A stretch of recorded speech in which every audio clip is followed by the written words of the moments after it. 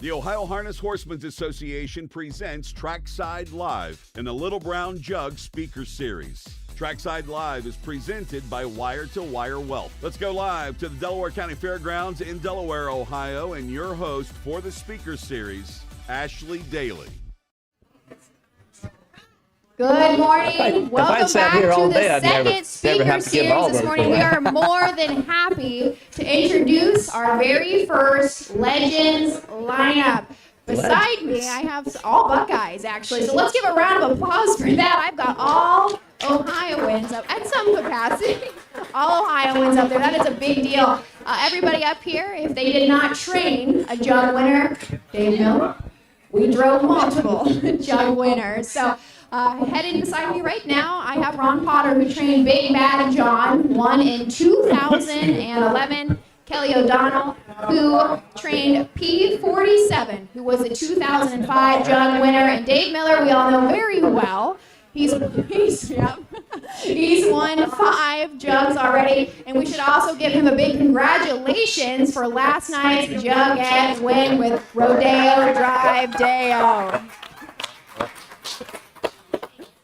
A little bit more about these fellas up here beside me. If you're not familiar with them, a newer fan, anyone tuning in. So, Ron has always had a little bit more of a smaller stable, but he's had 4,200 lifetime starts, and he has amassed $7.5 million in earnings as a trainer. Kelly O'Donnell is now retired just a couple years ago, but he has over 1,000 wins, training wins in his lifetime, made $16.9 million. Also has a little bit of a driving history as well. As a driver, Kelly made over $2.8 million. Dave Miller, our Buckeye, we're happy to have back in just a few short months. Doesn't need a whole lot of introduction, especially when it comes to the Delaware County Fair, jug or jughead. But Dave Miller,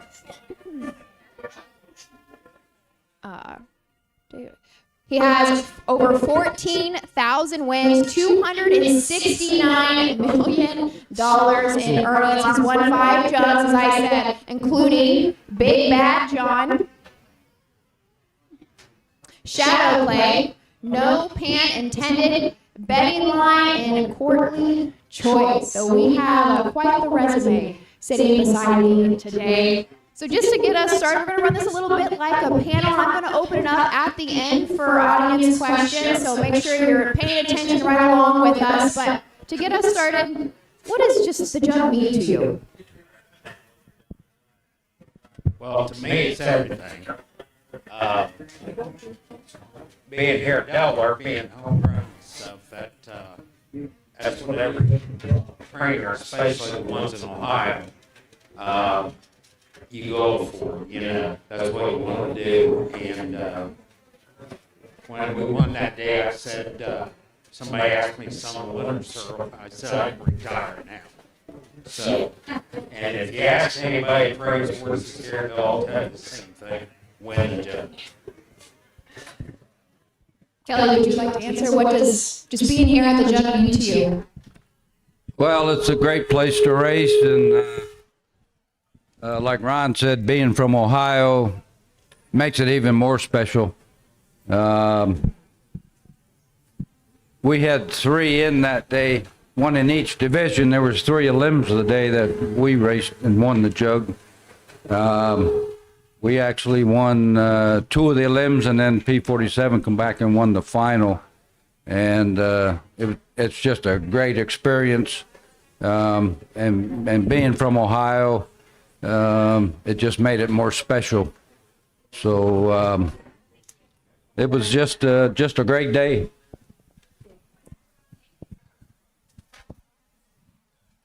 Yeah, for me, it's always been the atmosphere of it, and I remember years and years ago, just being happy to have a drive on Jug Day. And then I would just stay in the paddock all day. Yeah. So it means quite a lot to me. I've said, for years now, growing up in Ohio, I think we're a little bit spoiled. We're used to the Delaware County Fair. Even as a kid, I skipped all 5 days. Oops, I'm not from Delaware. I really just skipped school. Remembering, back to your youth and realizing what the Little Brown Jug was. What's your first memory here? Mine was 1976. I was 12. Me and my dad, I skipped school. Me and my dad came, Keystone Ore, win it, Stanley Dancer, and it was, back then I was living, you just get the magazine. Now I'm seeing these horses in person, and like I said, the crowd and the atmosphere, it was mind blowing. Yep. Kelly, do you remember yours?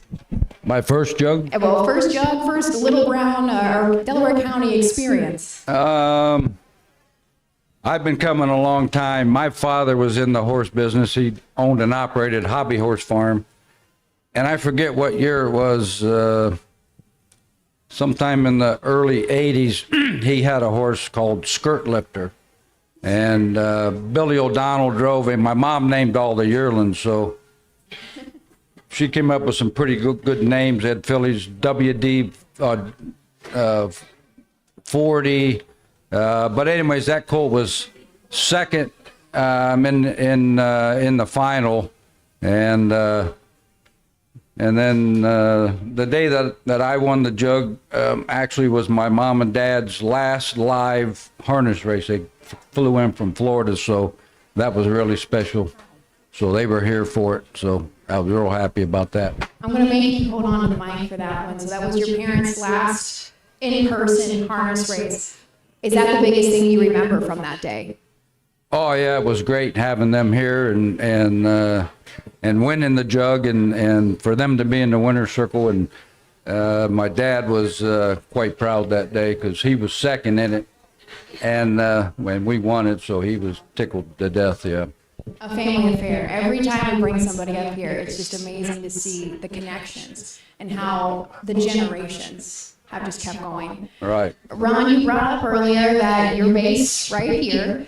Now today is something I actually had Ron Berg up here yesterday, and he is very open about his home track is based off of the Delaware track, and we're in Pennsylvania. And so his horses, obvious as of yesterday and years past, his horses know this shape very well. It might give him an advantage, but when you won in 2011 with Big Bad John, do you think training here was an advantage? These horses knew the track.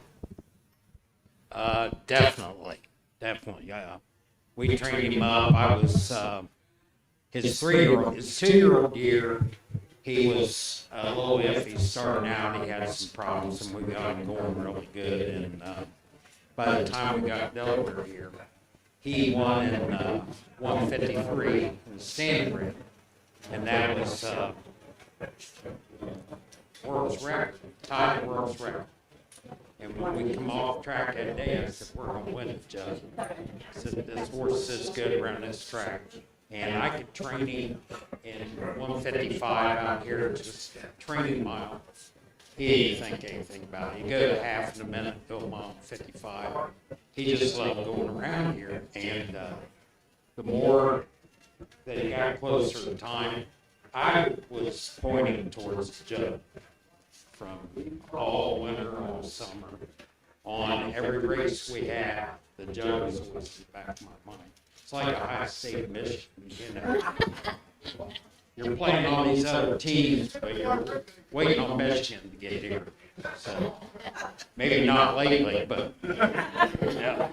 But anyhow, it definitely makes a big deal if you got to stay right here, and you have to draw good, And you got to have the best driver. Yeah. I was confident on that. I said over the years I won a lot of races, and I said I never knew that I had the best horse, but I always knew I had the best driver. Talk about Dave. And going on that, so Dave, were you the only pilot for Big Bad John, or did he have a couple others on him? Do we remember that year? Yeah, I actually drove him. Yeah, I drove him both at 2 and 3.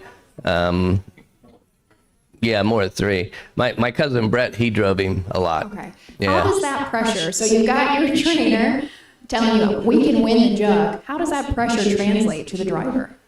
I had coming into the jug, I had been driving him, and I knew how strong he was, and I was pretty confident. Like you said, the home field advantage. Lost for words, same thing.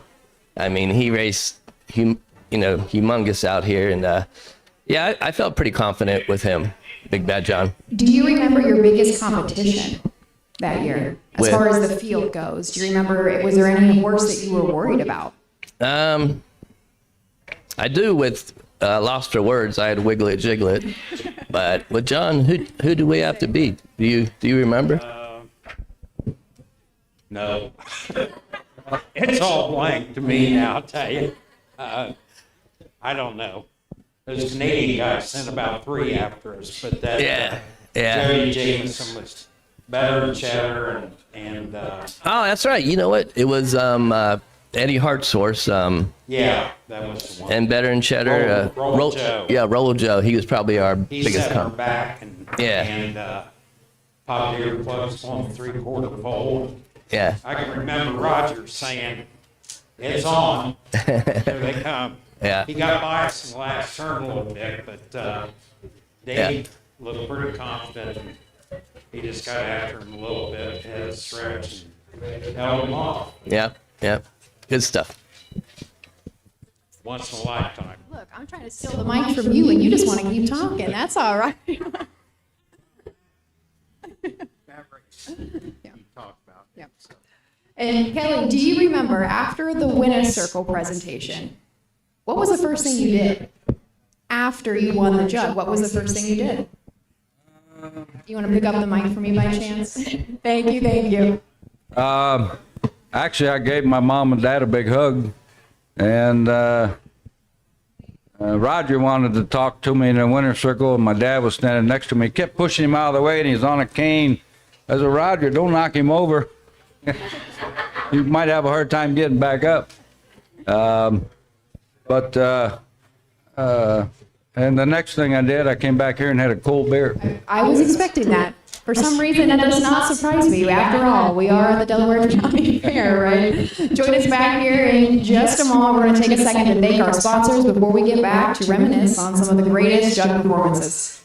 With over 30 years of experience in wealth planning and a lifetime of involvement in harness racing, Matt Franklin at Wire to Wire Wealth can help you build a financial plan that addresses the unique circumstances of those involved in the horse racing industry. Whether you are investing to build wealth, protect your family, or preserve your assets, Matt at Wire to Wire Wealth will work with you through the wealth planning process from start to finish.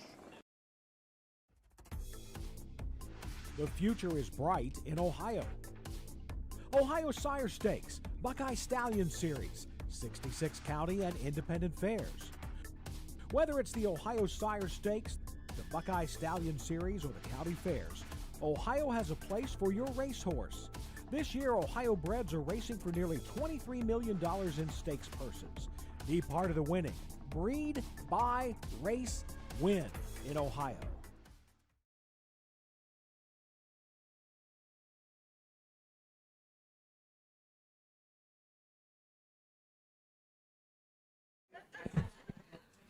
Welcome back. Here we are, the speaker series. Our legends lineup. If you're just joining us, thank you. I've got Ron Potter, Kelly O'Donnell, and the Buckeye, David Miller beside me. We've been reminiscing a little bit. And I guess I want to talk more first to our trainers. We're downsizing a little bit. Kelly, you did retire a couple of years ago, but were there certain qualities that you loved in your jug winner that you tried to find in later horses if you were buying 2-year-olds later on? Certain qualities you liked about those winners? Well, the biggest quality is it's hard. You can't see inside of them. The horse can, once you have it, if they love what they're doing, they're going to give you everything they got, and that's, size really doesn't matter, conformation does, but it just depends. It's like Big Bad John, he just would go forever. his last quarter out here in the final was 26-4, and that was huge back then. So, but with a little help from my friend here. Kelly, do you remember P47 and what just turned you on to him? He was out of a real good mare, and of course he was by the Ponderosa, but he was out of a mare called Cohiba Mary, an Arts Place mare who made $1 million. And funny story about that is the fellow that I bought him for was actually in the Cleveland Clinic for rehab. And he had owned a couple other horses with me, and I called him up and I said, "Hey, Mark," I said, "I found a nice colt at Harrisburg." I said, "He's a chestnut horse. A lot of standard people don't like chestnuts. We might be able to get him bought reasonable." He said, "Man," he says, "I'm in the Cleveland Clinic." He says, I'm not supposed to make business decisions while I'm in here for rehab." He says, "Call me back in a couple hours and I'll let you know." So I called him back and he says, "You know what? You and I have had a lot of good luck." He said, "If you get him for what you think is a fair price, go ahead and get him." So I bought him for $45,000, and his name was Chronic Hanover at the time of the sale. So my partner, Mark Maynard, he says, "We're going to change that horse's name." He says, he named him P47. Everybody thinks it's after an airplane, but he was in the Cleveland Clinic on floor P, room 47. That's how he got his name. That's a story to remember, isn't it? We talk about all of the odd names we have in harness racing. That's why I put that one on my list. If you think you would train a horse today, we've talked the last, 5, if not 10 years, this breed has exploded. It's changed a lot. We see the speed, the power out there. How do you think your training regimen would have changed if you were training a 3-year-old out here today to compete with a Jug? It's the wrong person for that. I don't know. I don't think everybody trains as hard as they used to. But you do have to have consistency. If you're racing them every week or every 10 days, you don't have to train them 55. I used to train Big Bad John in 55, usually 4 or 5 days out, and that was usually all he needed. But now, you don't have to go quite that much if you're keeping them up. We train a lot of 1.5-mile trips just to keep their air. That's what I do. But I don't know. Some of these other guys, I have to ask them what they're doing. Kelly, do you have any insight on that? If you were to train one today, would it be any different than P47? I think the biggest difference is the competition. It's a tough business now as far as trying to race a guy that's only got 10 or 15 horses against guys like Ronnie Burke and your bigger stables that have, sometimes 2 or 3 in each division. And, they can send a gunner out of there and then their better horse gets to the front because their other horse is already there. But as far as training them any different, I think Ronnie's right on cue there. I don't think you have to train them as near as hard anymore because they're racing so hard. And, you don't want to use them up and you don't want to waste it on a training mile. So it's the competition you got to race against, and you got to have a lot of luck. Dave, as a driver, can you speak on how this breed feels now versus 20 years ago and today? The power out there has to be indescribable.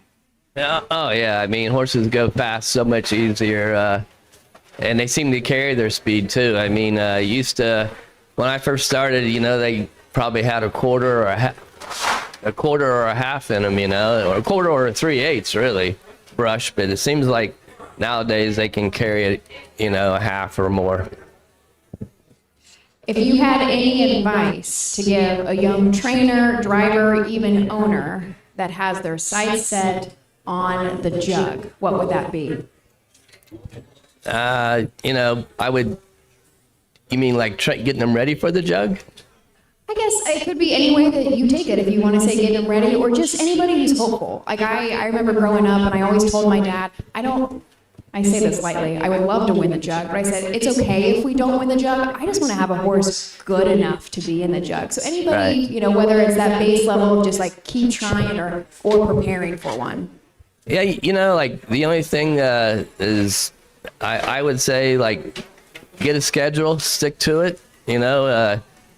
Somewhere along the line, you got to give them an easy start. You can't bottom them out every race. I know that's not easy to say, but I mean, you want them sharp coming into here. They got to go heats, and you better have them on their toes. And speaking as a veteran driver, we have seen the way that these young guys race is much different than it used to be. Not bottoming one out. We go right to the front. We chase them hard right off of their 2-year-old year. Do you have any opinions on that? Well, I mean, that seems to be the style anymore. So that's what people want, So, I mean, it's hard, I get yelled at by young guys for going too slow. But, I was taught, have to save a little for the stretch, And I don't know. Records are nice, but the horse lasts a lot longer if you don't do that. I would agree with that. Ron, Kelly, would you have any advice for anybody wanting to get started out?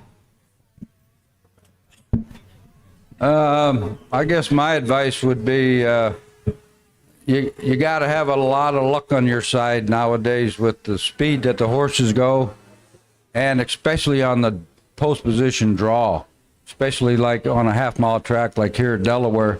You draw the 7 or 8 hole and you're trying to make the final, you got to have a lot of luck.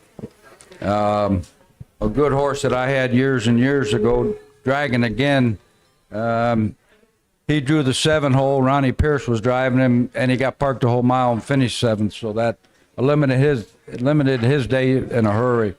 So I mean, it's a lot of luck and a lot of you got to, like Dave said here, you got to make sure you have a schedule mapped out and where you want to be, and don't overuse them. Do you have any additional thoughts? Well, I've raced 4 or 5 horses over the years. I've raced in a jug, and had a couple of them get good checks, and 2 of them that didn't get anything. But you just have to prep them right, and you'll start out like say at the beginning of the year with that. But not only you have to have really good stock, you have to have great owners that understand the business and are willing to put up the finances to do that. And you have to surround yourself with good people.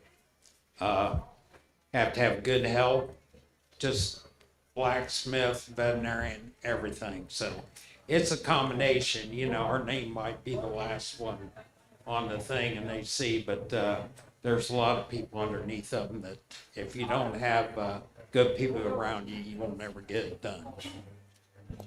We're going to take one more break before we're going to open it up to audience questions. So everybody stay tuned. Let's go thank our sponsors.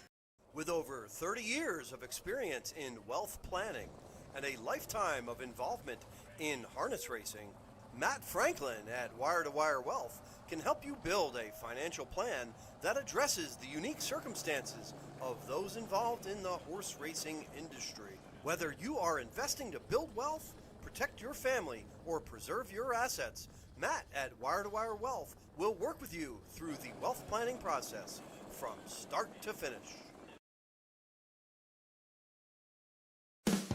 With more than 300,000 horses in Ohio, the economic impact of the equine industry in the state is over $2.8 billion. Much of that value comes from standardbred horse owners, breeders, trainers, and drivers who participate in the sport of harness racing. The mission of the Ohio Harness Horsemen's Association is to preserve, protect, promote, and serve the entire standardbred industry in Ohio and beyond. To learn more about the Ohio Harness Horsemen's Association, go to ohha.com. That's ohha.com.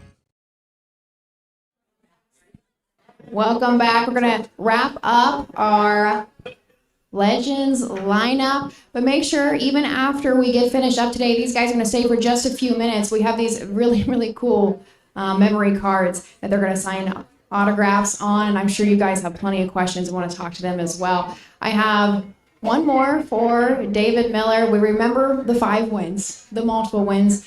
What was your biggest heartbreak, though, in a jug final? Definitely lost for words. You know, Brian Brown, known him for my whole life, and you know, lost for words. He was pretty competitive against that 3-year-old group, and like I said, home field advantage. And Wiglet Jiglet wasn't the handiest horse, and I thought, you know, could be our day, but we missed by a nose. How many times do you think that you've gone back and watched that replay? Oh, yeah, a few times, yeah. And even like you know what, he was strong. I mean, we went at it from the quarter pole on, and I always thought if I didn't have pulled my horse's earplugs, he might have held on. Wiglet, like I lost him in the last turn. He was struggling. I got away from him, and I was like, you know, just a little too excited, and I popped the plugs. And since I did, he kind of let up, and here come this horse again. So, yeah. Going into the 80th Little Brown Jug in the finale today, who is your overall pick? Blueprint. Kelly? Blueprint. Kelly's also going to go Blueprint, and Ron? Blueprint. You heard it here first. We're going to try to go, he's 7 for 7 undefeated right now. We're going to try to make it, at that time, it's going to be maybe 9 for 9 because we've got the elimination to go through, right? Yep. All right. Opening up to questions. I'm sure we have plenty for our guys up here. Anybody in the audience? For Ron or Kelly, it's a question about management, really, managing a 2-year-old. How do you know when a 2-year-old lets you know that they peaked out and you have to make a call on them so you don't compromise the rest of their 2-year-old season or the 3-year-old season? I would say 9 out of 10 times the horse will let you know. You know, if he's hurting, if he needs to be quit with, or if there's a minor fix that you can fix with your vet, and have him ready to go again in a couple weeks. But if it's something serious enough and you really like the horse, you shut him down and turn him out for the year. He said same. I think we had some questions back here. I'll have you hop up here.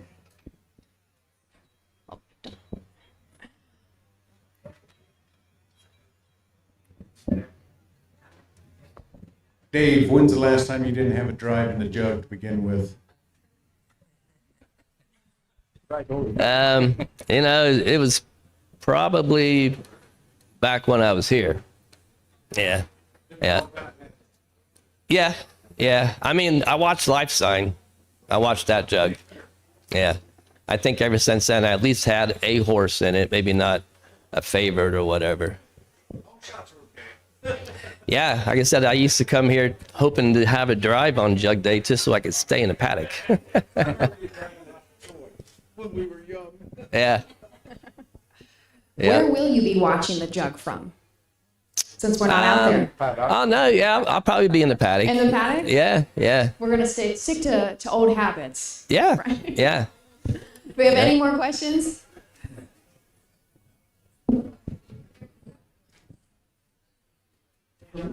For Mr. Pollock, where are you from? Same place you are. Oh. Well, they know. Croton. Well, we do have some probably guests online that don't know you, Ron. So why don't you tell them where you're from? I'm from a little town about 25 miles east here, Croton, and I guess they're famous for their eggs now, but been a few years since I've been over there, but I've resided here in Delaware since I believe around 1990. So, but 500 people over there trained at the Hartford Fairgrounds, and when I started getting more horses and stuff, I worked a full-time job for 25 years, plus trained on top of that for Nestle's in Sunbury. And it was like, having two jobs.